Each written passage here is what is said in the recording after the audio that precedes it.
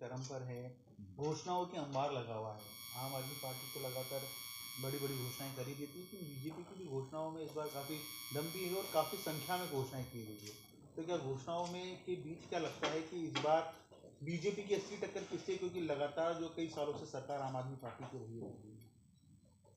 इस प्रश्न के उत्तर के लिए मुझे लगता है आप सबको ये समझना, ये जानना जरूरी है।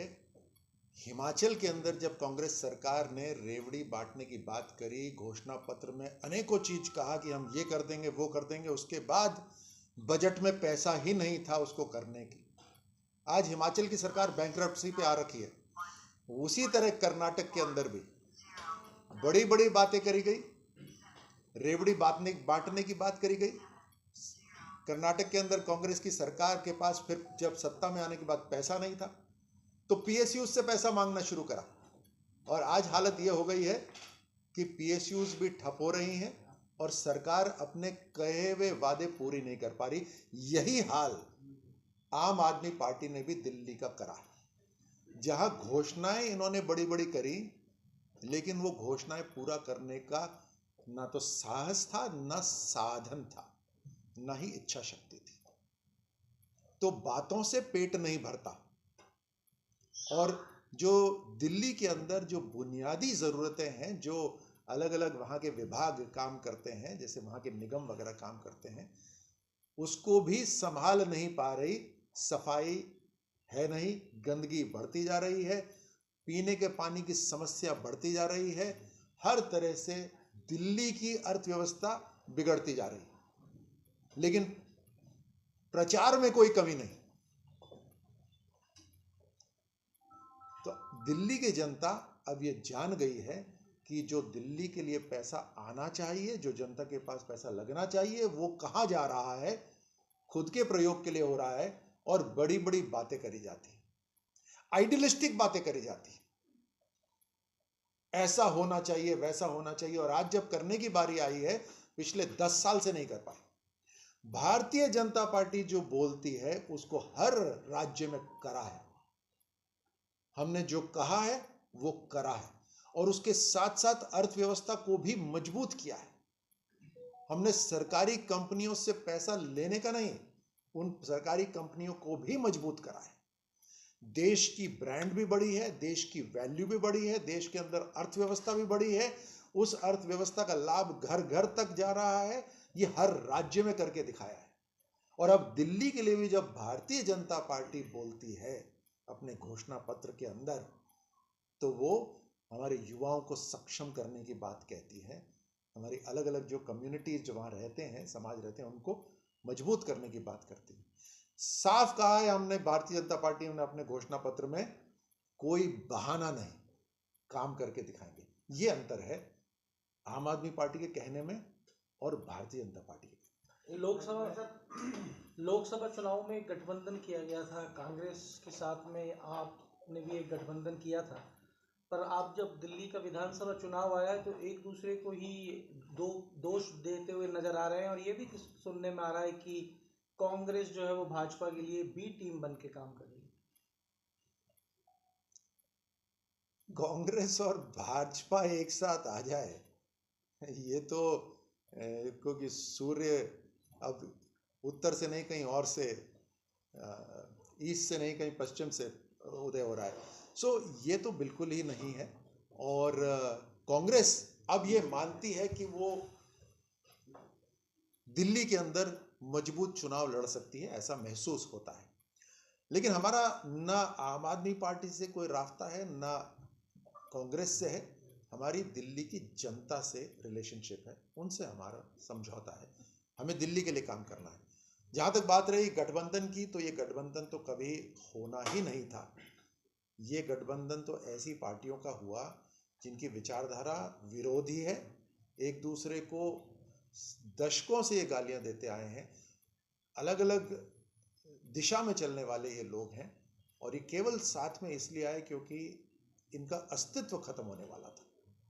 ये अस्तित्व बचाने के लिए, और एक तरह से जितने लुटेरे थे वो सब इकट्ठे हुए थे, लेकिन जनता ने उसको भी नकार दिया। भारतीय जनता पार्टी की सरकार तीसरी बार लगातार बनी है, और अब ये गठबंधन आपस में इनके अंदर जो मतभेद है वो साफ स्पष्ट आ रहा है। फ्री योजनाओं को लेकर के क्या कहेंगे सर? मेरा पहला जो उत्तर था वो उसी पे था। जैसे केंद्रीय मंत्री अभी प्रहलाद जोशी भी राजस्थान आए हुए थे, तो उन्होंने में उस दौरान उन्होंने कहा कि जो राज्य फ्री बिजली या फिर जो भी फ्री की चीज़ें कर रहे हैं वो आर्थिक बोझ बढ़ा रहा है, तो ऐसे में उनको विचार करना चाहिए।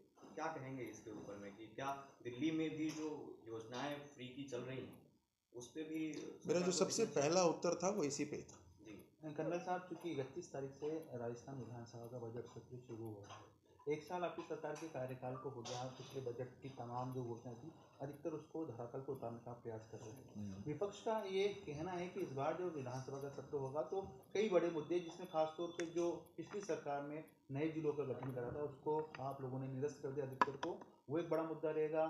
कानून व्यवस्था दूसरा बड़ा मुद्दा रहेगा। तीसरा, जो स्कूलों को मर्ज करने का जो फैसला हाल ही में लिया है, इंग्लिश मीडियम स्कूल्स को जो रिव्यू कमेटी आपने बनाई है, वो भी बड़े मुद्दे रहेंगे। इन तमाम मुद्दों से निपटने की क्या तैयारी है आगामी बजट सेशन में? हम तो चाहते हैं कि विपक्ष जिम्मेदारी से विपक्ष का रोल प्ले करे, लेकिन जो इनका इतिहास रहा है, जो इनकी रेपुटेशन रही है, जब सत्ता की जिम्मेदारी थी तो वो जिम्मेदारी नहीं निभाई। अब जब विपक्ष की जिम्मेदारी आ रही है, उम्मीद करते हैं कि कम से कम वो तो निभा लें। राजस्थान की भारतीय जनता पार्टी सरकार भजन लाल जी के नेतृत्व में डबल इंजन की ताकत से काम कर रही है। हम लक्ष्य लेकर काम कर रहे हैं। अगर युवाओं का हम रोजगार बढ़ाना चाहते हैं तो उसके लिए चाहे सरकारी नौकरी हो, चाहे गैर सरकारी नौकरी हो, चाहे खुद का व्यवसाय हो, उस तरह का इंफ्रास्ट्रक्चर तैयार हो कि राजस्थान के नौजवान आगे बढ़ पाए। अगर मातृशक्ति को आगे बढ़ाने की बात हो रही है, उनको रोजगार में जोड़ने की बात हो रही है, तो उसके लिए भी पूरी तरह से काम कर रहे हैं। जिस तरह से अविश्वास का माहौल हो गया था, अब पेपर की तैयारी के अंदर नौजवानों का अविश्वास का माहौल नहीं। जहां तक बात रही पुराने इम्तिहान की, उसके ऊपर चिंतन चल रहा है, कार्रवाई होगी। लेकिन आगे जो इम्तिहान हो रहे हैं, कम से कम उसके लिए हर नौजवान को ये संतुष्टि है कि इम्तिहान जो तारीख है उसके ऊपर होंगे, पेपर लीक नहीं होंगे, हर तरह से पारदर्शिता रखी जाएगी। जो दशकों से समस्या थी पानी की, जिसके ऊपर राजनीति करी पिछली सरकार ने, हमने उसके ऊपर भी एमओयूज करके राज्यों को एक मत करके, बहुत बड़ी बात है कि मध्य प्रदेश एक मत हुआ, हरियाणा एक मत हुआ, केंद्र सरकार ने बैठकर ये निर्णय करा उनके साथ। अब उसके ऊपर भी काम शुरू हो रहा है और उस पर भी मात्र 10% ही राज्य सरकार खर्च कर रही है।